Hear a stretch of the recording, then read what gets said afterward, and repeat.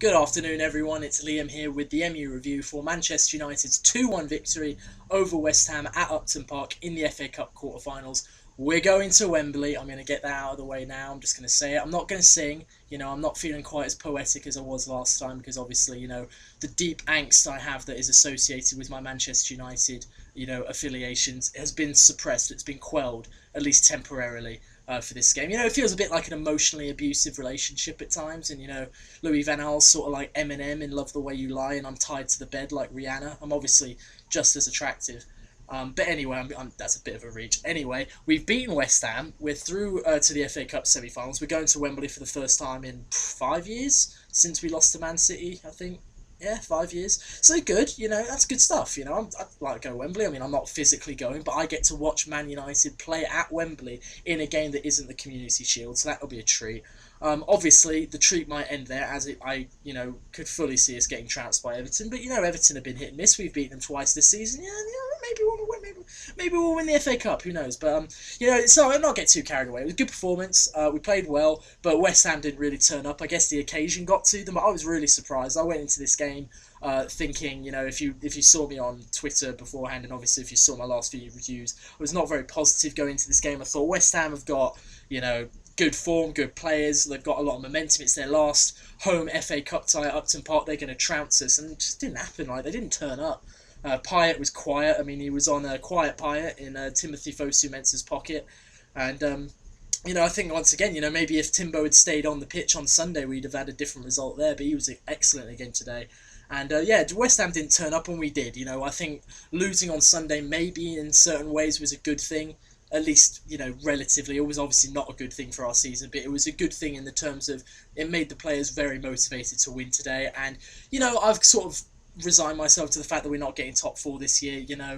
It sucks, especially if Liverpool end up winning the Europa League and getting in the Champions League. That'll really be a gut punch. But, we've survived a year without Champions League football before, and if we can at least get a trophy, and I think that's what Louis really wants. He wants the FA Cup. He wants to be able to say that he won a trophy as Manchester United manager, because that's a sort of statistic that doesn't ever go away. People will forget the bad performances. They'll forget the string of nil-nils. They'll forget the negative play in 25 years when they're talking about United's 12th FA Cup triumph and Louis Van Gaal was the manager. You can't take that away from him, so I can see why he's trying to do that.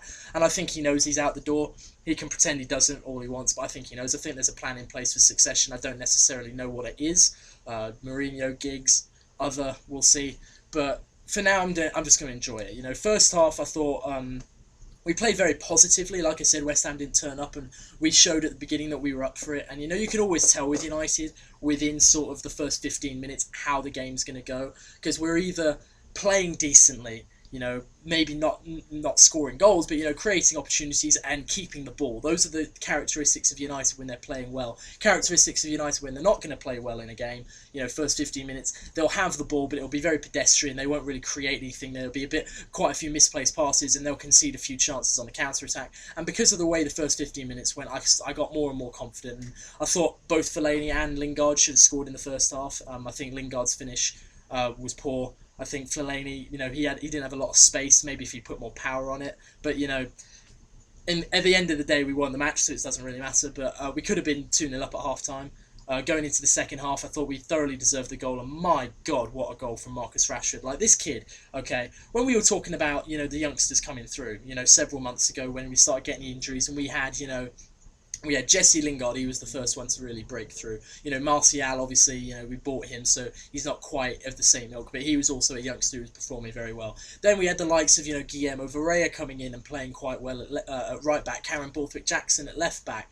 We had lots of debuts given to these young players. Will Keane looked like he might have done well if he hadn't injured himself.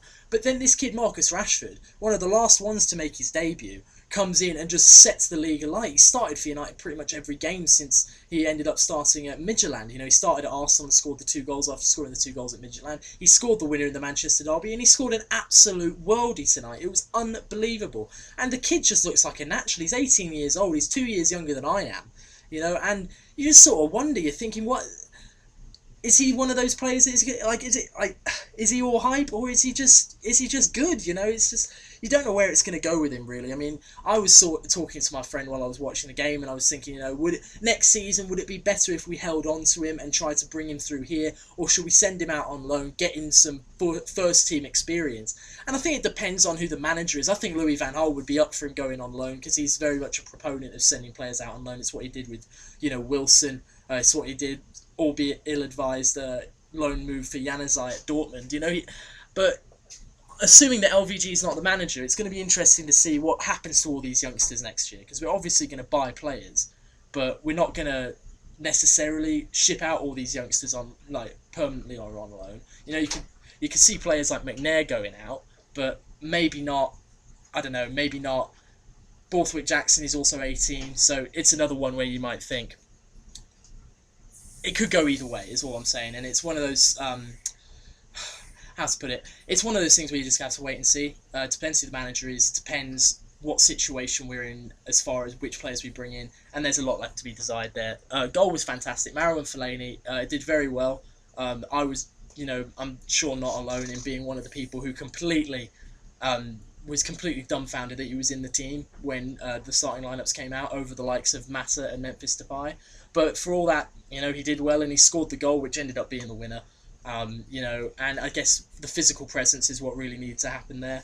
And I guess against, you know, players like Andy Carroll and Enner Valencia and, you know, these physical types, I can see why that was important. But ultimately, you know, I've got no complaints really from the side tonight. I think Marcus Rashford probably gets my man of the match by a hair. I think Timothy Fosu-Mensah, just like Marcus Rashford, is another one who made a late debut. No one had heard of him, you know, a month or two ago, and now he's just first name on the team sheet almost because of how well he did on Sunday and how big the gap was when he went off the pitch. You could tell that he wasn't there anymore, and that Spurs then scored 3 goals. The same sort of thing could have happened tonight if he'd gone off. I think he had Payet in his pocket, and keeping him on, you know, in check is what kept West Ham from really threatening us. We conceded the late goal, ended up hanging on, and we're through to the semi-finals at Wembley. We're playing Everton, and Everton are a lot like us. They either turn up or they don't, and you fancy both teams to turn up for an FA Cup semi-final, so it should be a good game. And I'm just looking forward to, you know, having something to watch that weekend, because